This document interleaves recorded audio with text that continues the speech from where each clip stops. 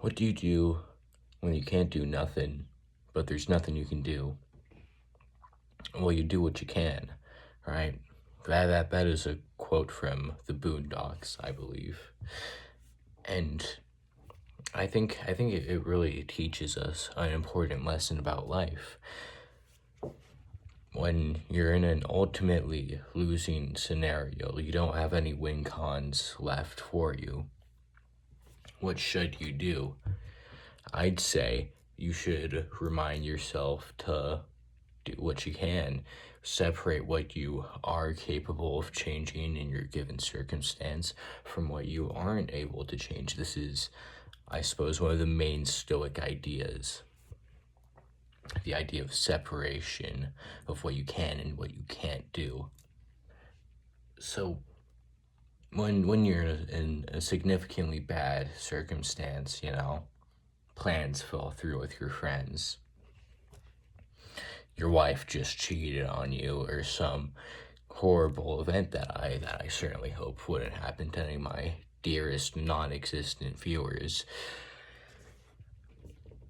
I'd say what can you control there? Well, you can control how you react to your emotion. You can control, at least to a certain extent, your thoughts, right? You can think, okay, my wife just cheated on me, but it isn't my fault that she did. And so I shouldn't go ruining my own life because of this. Right now, of course, that is this, I suppose, hyper logical thought that, you know, like someone in distress probably wouldn't think. Any reasonable person wouldn't, I'd imagine, right? But we really do need to return to zero. This is one of my main ideas from last video too, Remind yourself, hey, what am I doing right now, Why am I allowing my emotions to control me so thoroughly? And I'm not saying that it's wrong to feel out your emotions, to experience your emotions, and I think that bottling them up is ultimately necessary. I believe, if I'm not wrong, that this is one of Nietzsche's critiques of Stoicism, that, it's really just avoiding responsibility. You can't, by saying you can't ultimately control your circumstances is just like a cop out, I suppose. Or I suppose that's what Nietzsche would suppose. And to a certain extent, I agree. I think that you should take ultimate responsibility to your life and to what's going on in it. I think that even in the worst circumstances, once you've, I suppose, sailed out of the storm, you should look back and think, what could I have done better? Right? What is the minute thing that perhaps I had done that led to this negative circumstances, no matter how insignificant? Maybe you treated your wife poorly in the months sequential or preceding her cheating, right?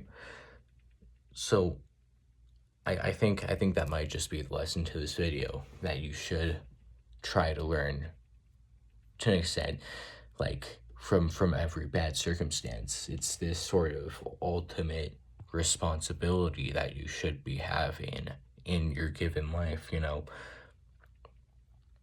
All my circumstances are up to me, and I think that there's a very liberating idea in this, a very hopeful idea. It's certainly not nihilistic, that you know I can control where I am in my world. Maybe I can, if I'm the one that brought me into this circumstance, maybe I can just as easily be the one to take me out of it, right?